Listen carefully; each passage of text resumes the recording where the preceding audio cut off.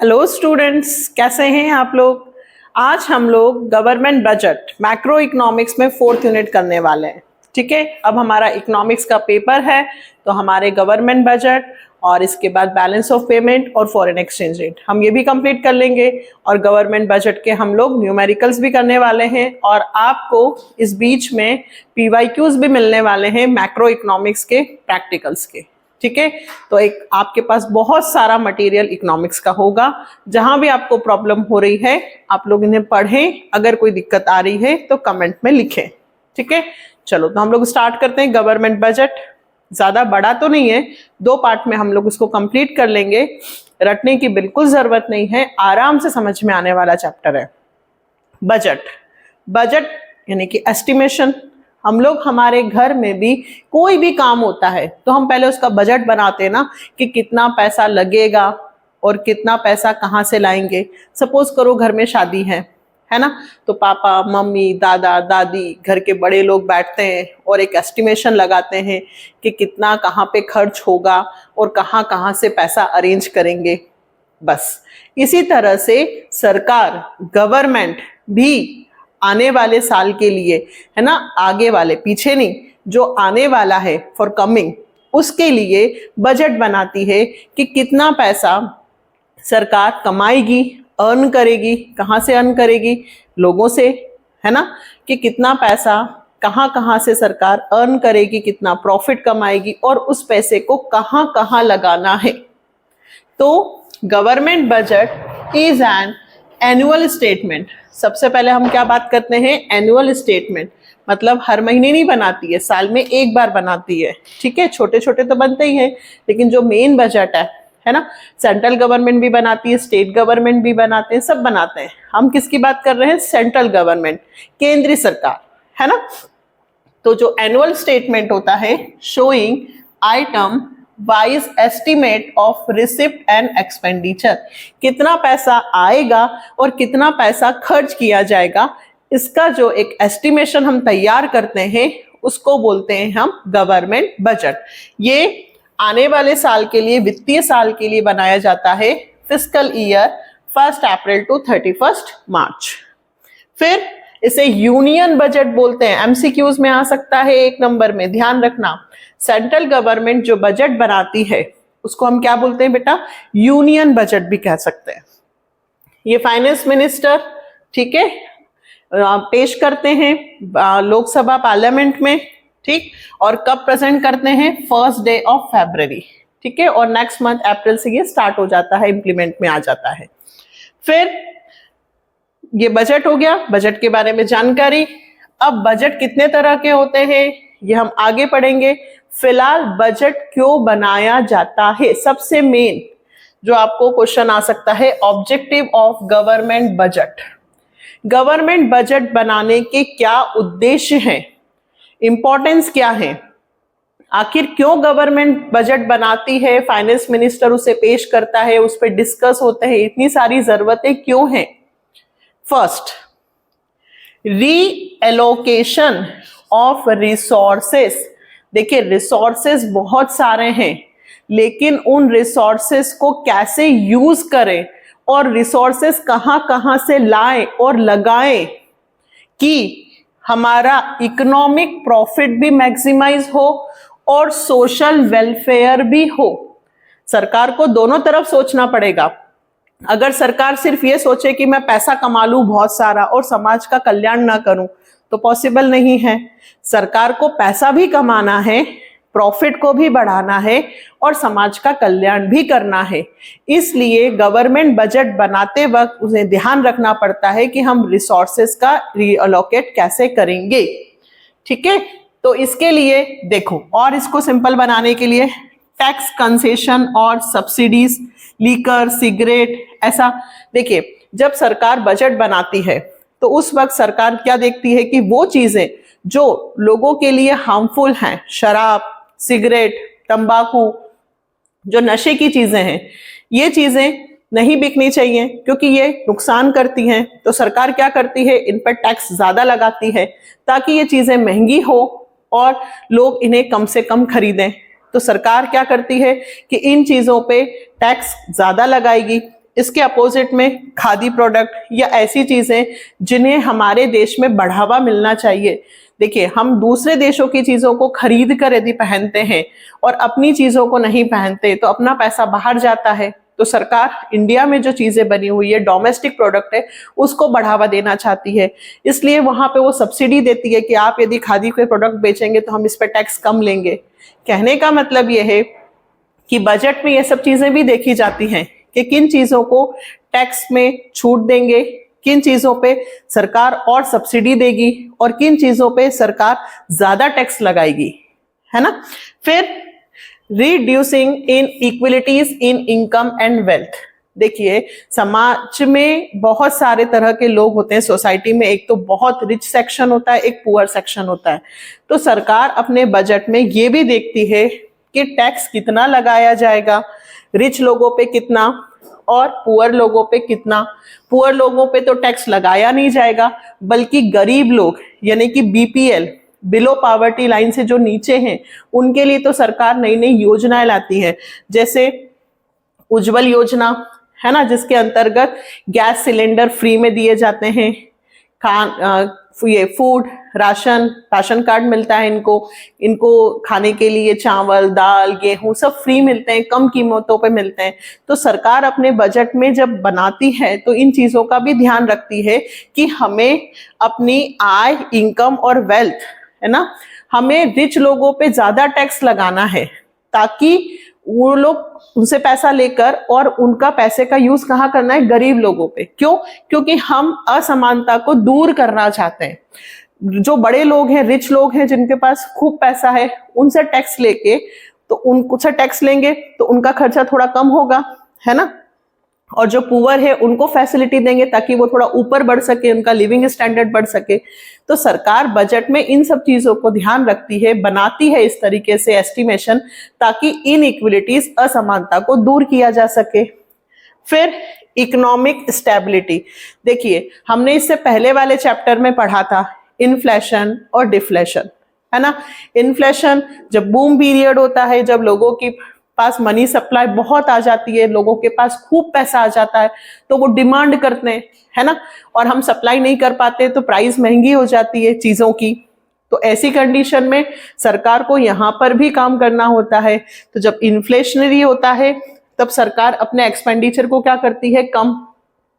इसका उल्टा यदि डिफ्लेशन हो गया, लोगों के पास मनी सप्लाई नहीं है, लोगों के पास पैसा नहीं है, वो डिमांड नहीं कर रहे हैं, तो फिर गवर्नमेंट एक्सपेंडिचर करती है, स्पेंडिंग करती है, खर्च ज्यादा करती है, लोगों को पैसा प्रोवाइड करवाती है ताकि वो डिमांड करे, डिफ्लेशन।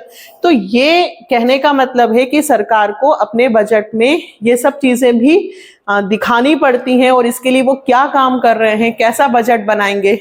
बजट कैसा बनाएंगे? तो बजट 3 तरह के होते हैं बेटा।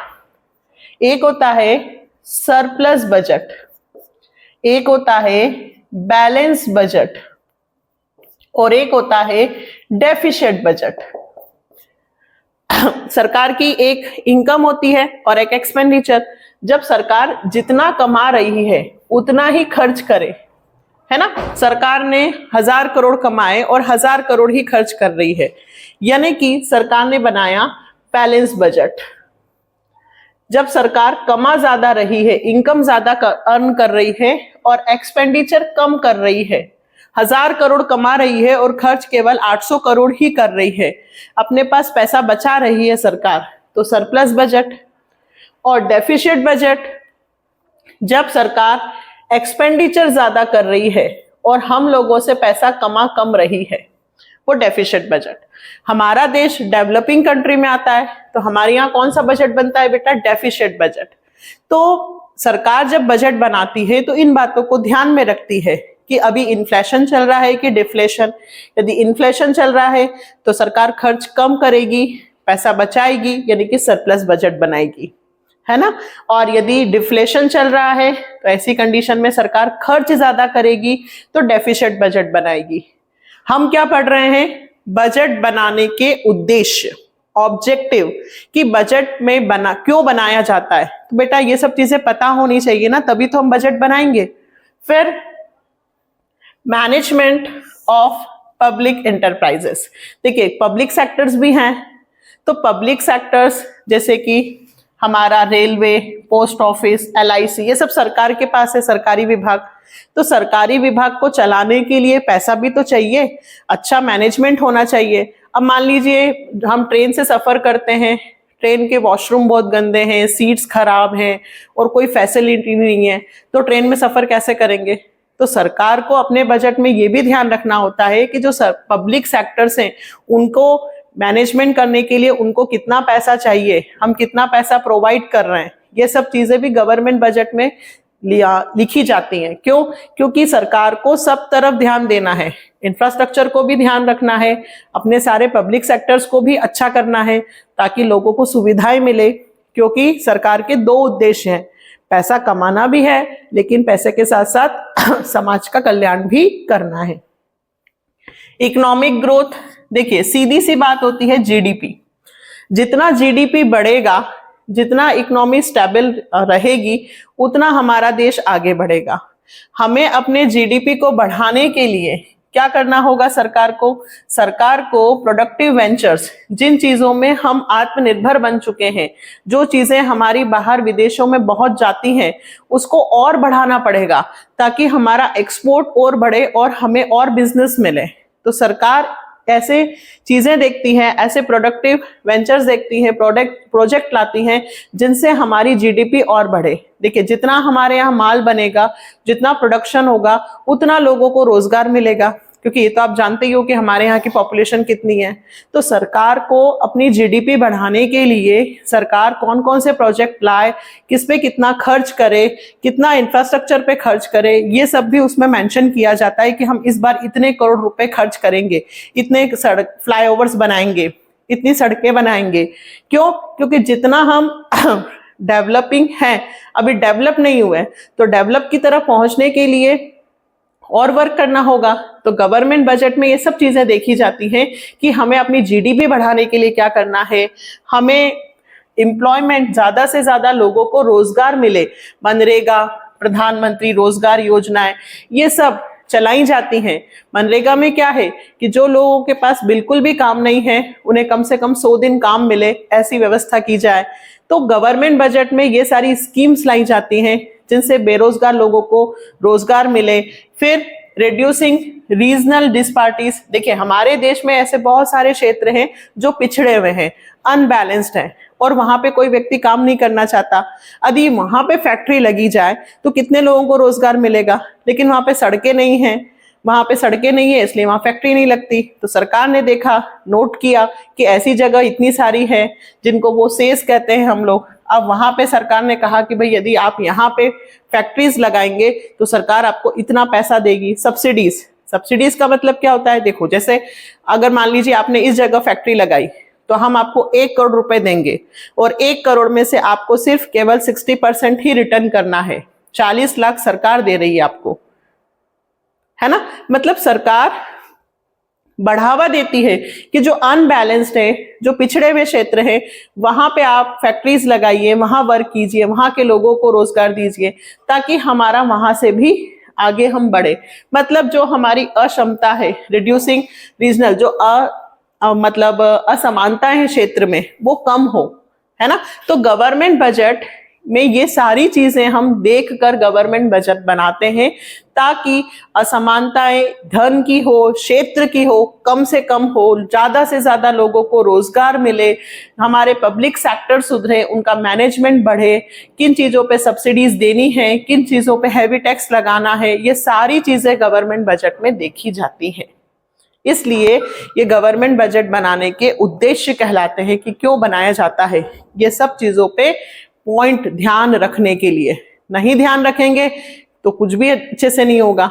इसीलिए आपको भी कहते हैं कि एग्जाम के पहले एक टाइम टेबल बनाइए, शेड्यूल बनाइए कि कितना समय आप किस सब्जेक्ट पे दोगे ताकि बेटर रिजल्ट मिले, है ना।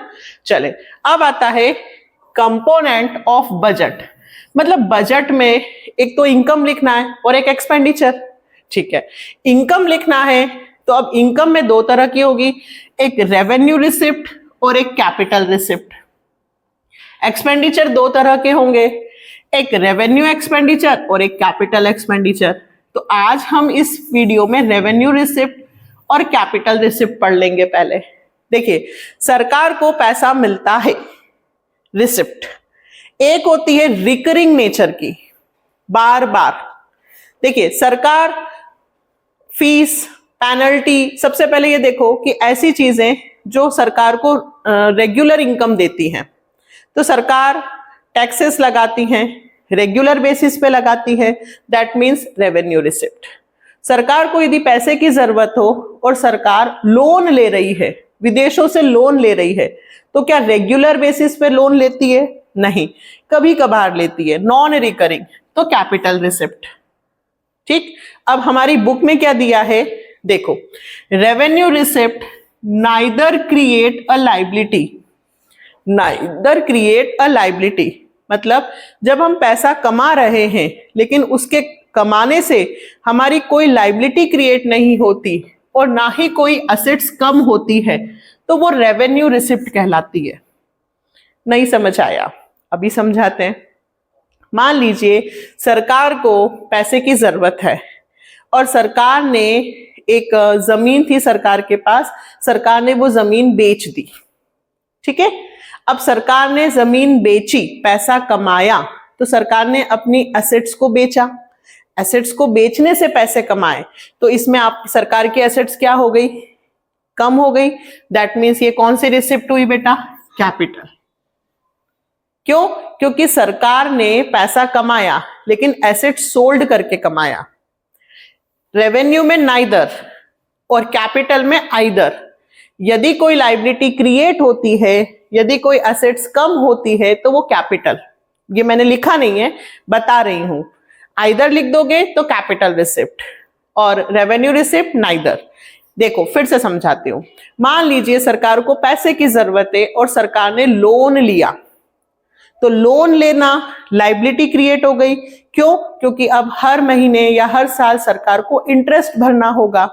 तो जब सरकार के पास पैसा आता है लेकिन उस पैसे से यदि लाइबिलिटी क्रिएट हो जाती है तो कैपिटल रिसिप्ट। यदि उस पैसे को कमाने के लिए सरकार ने कोई एसेट सोल्ड की है तो कैपिटल रिसिप्ट, और यदि ऐसा कुछ भी नहीं होता है तो रेवेन्यू रिसिप्ट। अब आया? और डिटेल में समझते हैं। सरकार को दो सोर्सेस से रेवेन्यू रिसिप्ट होती है, एक टैक्स रेवेन्यू और एक नॉन टैक्स रेवेन्यू। अच्छे से समझना बेटा। सरकार जो टैक्स लगाकर, सबसे ज्यादा टैक्स ही लगते हैं हमारे यहाँ, टैक्स लगाकर जो पैसा कमाती है वो रेवेन्यू रिसिप्ट कहलाती है, रेगुलर बेसिस पे है। अब टैक्स भी दो तरह के होते हैं, एक डायरेक्ट और एक इनडायरेक्ट। देखिए, डायरेक्ट टैक्स जो मुझे पता है कि भाई मुझे टैक्स देना है, मेरा इतना है, मेरा 10 लाख से ऊपर मेरी इनकम जा रही है सालाना, तो मुझे 10% टैक्स देना है। मेरी इनकम इतनी हो रही है, मुझे इतना टैक्स देना है। मेरा धन इतना हो रहा है, मुझे वेल्थ टैक्स देना है। मुझे इतने लाखों का गिफ्ट मिला, मुझे गिफ्ट टैक्स देना है। जो बर्डन, जो टैक्स मैं किसी दूसरे पे शिफ्ट नहीं कर सकती, वो direct tax. Example, corporate tax, income tax, wealth tax.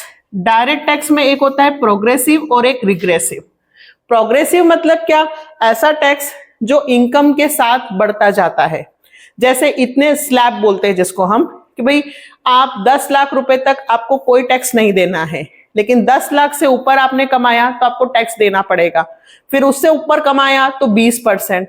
मतलब जहां पे इनकम के साथ साथ टैक्स की रेट भी बढ़ती जाती है, उसे बोलते हैं प्रोग्रेसिव। हमारे यहाँ यही टैक्स चलता है, रेट। और रिग्रेसिव, आप के पैसा कमा रहे हो या नहीं कमा रहे हो, इतना फिक्स है, आपको देना ही है, वो regressive tax.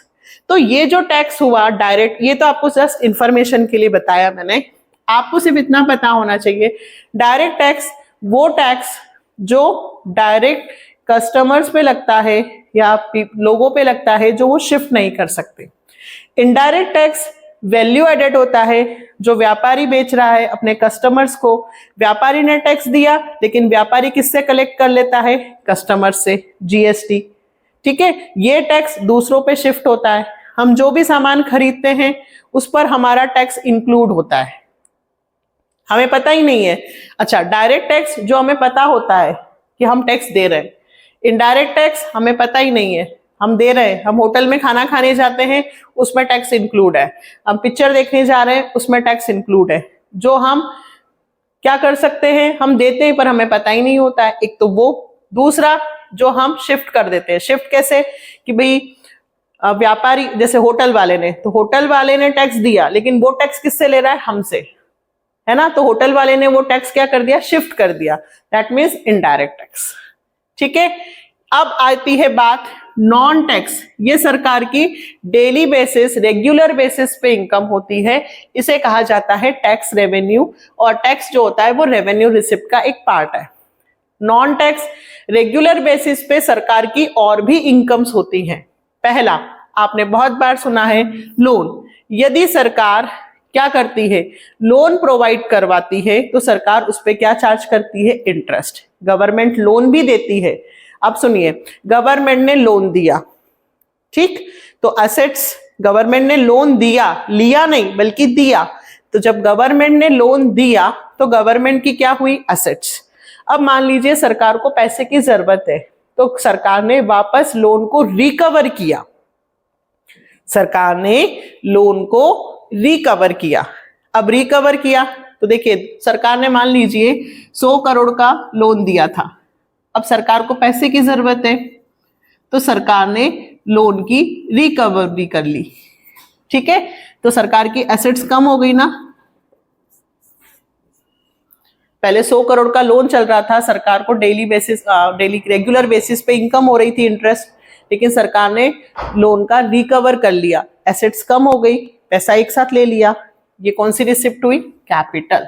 Borrowing, recovery of loan, दोनों किसकी, कैपिटल रिसिप्ट।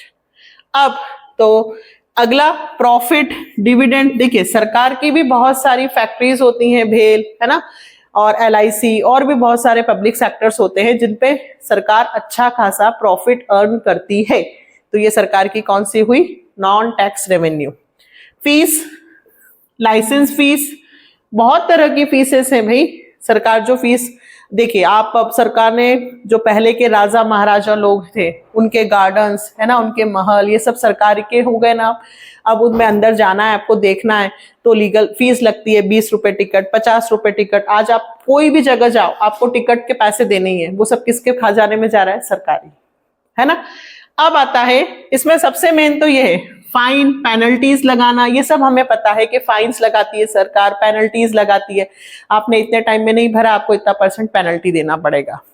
इसमें सबसे मेन तो दो चीजें होती हैं जो समझ में नहीं आती है, एक तो स्पेशल असेसमेंट और एक एक्सचीट।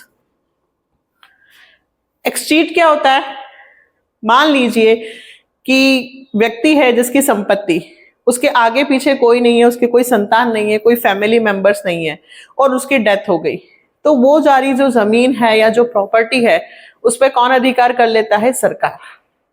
तो सरकार जो प्रॉपर्टी किसी की नहीं है, जिस व्यक्ति की थी, जो ऑनर था, उसकी डेथ हो गई, अब उस प्रॉपर्टी पे हक किसका हो जाएगा, गवर्नमेंट। तो गवर्नमेंट इस तरह की प्रॉपर्टी ले लेती है, उसको बोलते हैं एक्सचीट। ये भी सरकार की एक तरह से इनकम है, रेवेन्यू इनकम है, क्योंकि ऐसा होता ही रहता है। दूसरा स्पेशल असेसमेंट। स्पेशल असेसमेंट क्या, देखिए एक जगह है जहां पे प्रॉपर्टी की कीमतें बहुत कम थी, लेकिन सरकार ने वहां पे प्लेग्राउंड बनवा दिया, वहां की रोड्स बढ़िया करवा दी, है ना, और मतलब वहां पे बहुत सारे डेवलप के काम कर दिए, जिसके कारण वहां की प्रॉपर्टीज की कीमतें बढ़ गई। तो वहां के जो लोग होंगे, है ना, व्यापारी लोग, उनसे सरकार पैसा लेगी, कुछ पैसा कमीशन चार्ज करेगी। क्यों, क्योंकि सरकार के एक्सपेंड के कारण आपकी प्रॉपर्टी की कीमतें बढ़ी है, उसको कहते हैं स्पेशल असेसमेंट हो गया। इसके बाद जो दो मेन है, एक्सचीट और स्पेशल असेसमेंट। इसके अलावा सरकार को गिफ्ट्स है, ग्रांट्स है ना, सहायता है, ये मिलती रहती हैं। तो ये भी आपकी कौन सी रिसिप्ट हो गई बेटा, रेवेन्यू रिसिप्ट, है ना। इसके अलावा 4 फीचर्स, यदि मान लीजिए कॉन्ट्रैक्ट फुलफिल नहीं हुआ है और कोर्ट ने पेनल्टीज लगाए हैं, चीजों को जब्त कर लिया है, तो गवर्नमेंट भी ये काम करती है ना, कि कोई कॉन्ट्रैक्ट है, इतना काम करना था या गलत किया है या समय पे पैसे जमा नहीं किए हैं, तो उसकी चीजों को सीज कर लेना। तो ये 4 फीचर में आया, है ना। तो ये सारी जो है वो नॉन टैक्स रेवेन्यू है। रेवेन्यू रिसिप्ट, जिसमें टैक्स के द्वारा गवर्नमेंट इनकम जनरेट करती है और नॉन टैक्स ये, ठीक है। और कैपिटल रिसिप्ट भी हमने साथ के साथ देख लिया, इधर आइदर। अब आता है कैपिटल एक्सपेंडिचर और रेवेन्यू एक्सपेंडिचर, जस्ट इसका अपोजिट, ठीक है। तो मैं इसका चार्ट बना देती हूँ ताकि अपना कंप्लीट हो जाए। रेवेन्यू रिसिप्ट, कैपिटल रिसिप्ट हो चुका, रेवेन्यू एक्सपेंडिचर और कैपिटल एक्सपेंडिचर, तो अपना पार्ट कंप्लीट हो जाएगा, ठीक है। चलिए, तो रिसिप्ट हुई। अब बात आती है एक्सपेंडिचर की। अब गवर्नमेंट का एक्सपेंडिचर दो तरह के होंगे बेटा, एक रेवेन्यू और एक कैपिटल। रेवेन्यू एक्सपेंडिचर ऐसे एक्सपेंडिचर जिनके होने से ना तो हमारी कोई एसेट्स बनती है, क्रिएट होती है, और ना ही कोई लायबिलिटी कम होती है। ऐसे एक्सपेंसेस जिनके होने से गवर्नमेंट जब ये खर्चा करती है रेगुलर बेसिस पे करती है, रिकरिंग नेचर के होते हैं, और इनके करने से ना तो सरकार की कोई assets, capital of stock increase होता है और ना ही कोई लायबिलिटी कम होती है। जैसे सैलरी देना, स्टेट गवर्नमेंट, सेंट्रल गवर्नमेंट, है ना, सरकारी नौकरी। तो सरकारी नौकरी जो करते हैं, हम कहते हैं ना गवर्नमेंट जॉब, सरकार इनको सैलरी देती है हर महीने। तो जो सैलरी मिलती है वो एक तरह का खर्चा है सरकार का। पेंशन देना, रिटायरमेंट के वक्त एक मुश्त पैसा देना, या फिर रेगुलर बेसिस पे पेंशन देना। एक्सपेंडिचर ऑन एडमिनिस्ट्रेटिव सर्विस, प्रशासनिक सेवाओं, जितने भी हमारे आईपीएस, आईएएस, है ना, डिफेंस सर्विसेज में जो काम करते हैं, army, health service, health sector में जितने काम कर रहे हैं, हॉस्पिटल्स हैं, भाई हर विभाग, गवर्नमेंट के जितने भी सेक्टर्स हैं उनमें जो वर्कर्स काम कर रहे हैं, एम्प्लॉयज काम कर रहे हैं, तो उन सबको सैलरी दी जाती है, पैसा दिया जाता है, रेगुलर बेसिस पे दिया जाता है। ये सरकार का कौन सा खर्चा है? रेवेन्यू। एमसीक्यू बिल्कुल यहां से आता है, आपको सबसे पहले यही पहचानना आना चाहिए, क्या कि कौन सा एक्सपेंडिचर कैपिटल होगा, रेवेन्यू होगा या कैपिटल रिसिप्ट। चलो आपका टेस्ट लेते हैं। गवर्नमेंट ने लोन लिया था, गवर्नमेंट ने लोन लिया, टेकन अ लोन, ठीक है। अब गवर्नमेंट ने लोन लिया है, दैट मीन्स गवर्नमेंट के पास पैसे आए, कैपिटल रिसिप्ट। क्यों? क्योंकि गवर्नमेंट ने जब लोन लिया तो उनकी लायबिलिटी क्रिएट हुई, लोन लेना लायबिलिटी बनती है, तो ये हुआ कैपिटल रिसिप्ट। अब इस लोन का गवर्नमेंट ने आफ्टर 2 इयर्स, 2 साल बाद लोन का रीपेमेंट कर दिया। 2 साल बाद हमने लोन का रीपेमेंट कर दिया, तो ये एक्सपेंडिचर हुआ। अब बताओ ये कौन सा एक्सपेंडिचर होगा? इस एक्सपेंडिचर को करने से गवर्नमेंट की लायबिलिटी कम हुई, कम हुई ना, लोन का पेमेंट कर दिया, लोन खत्म हो गया, तो गवर्नमेंट की लायबिलिटी क्या हुई? कम हुई। ऐसे एक्सपेंसेस जिनके करने से गवर्नमेंट की लायबिलिटी कम होती है उन्हें कहते हैं capital expenditure. Either create any assets and causes a reduction in the liability of the government. Loan to state and union territories, अब आपने लोन दिया, ठीक है, यहां क्या लिखा है? causes a reduction in the liability। अब loan to state and union territories, आपने लोन दिया, लोन दिया है तो आपकी एसेट्स क्रिएट हुई। क्या क्रिएट हुई? एसेट्स। आपने स्टेट गवर्नमेंट को या किसी भी यूनियन टेरिटरीज को या किसी को भी लोन दिया गवर्नमेंट ने, तो उसकी एसेट्स बनी, है ना, लोन दिया है तो एसेट्स इंक्रीज होती है, लोन लिया तो लायबिलिटी। तो अभी एसेट्स की बात हो रही है, हमने लोन दिया। एक्सपेंडिचर ऑन बिल्डिंग, सरकार ने बिल्डिंग्स बनाई, रोड्स बनाई, फ्लाईओवर्स बढ़ाए, फैक्ट्रीज बनाई, मशीन खरीदी, इन सभी चीजों में बेटा एक्सपेंडिचर तो हो रहा है, लेकिन इस एक्सपेंडिचर के होने से सरकार की असेट्स भी क्रिएट हो रही है। यदि सरकार बिल्डिंग्स बनाती है तो सरकार की असेट्स भी तो जनरेट हो रही है, असेट्स बन रही है ना, यानी कि वे कौन सा एक्सपेंडिचर है? कैपिटल।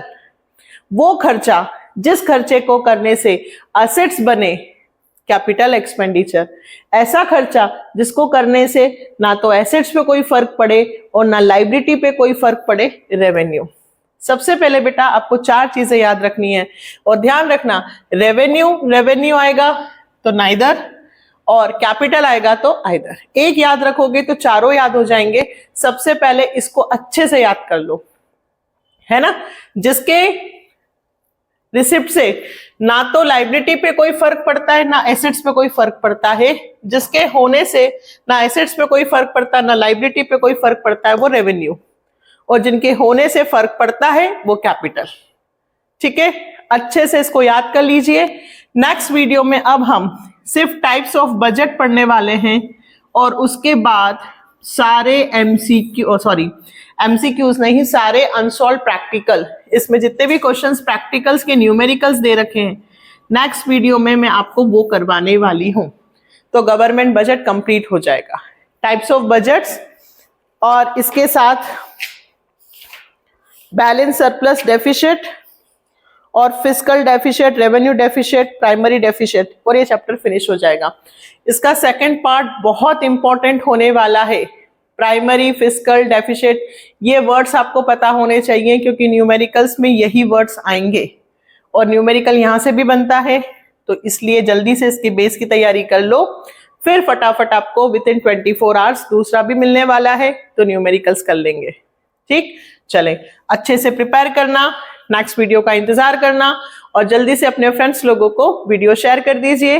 ठीक है, support the channel. Bye, take care.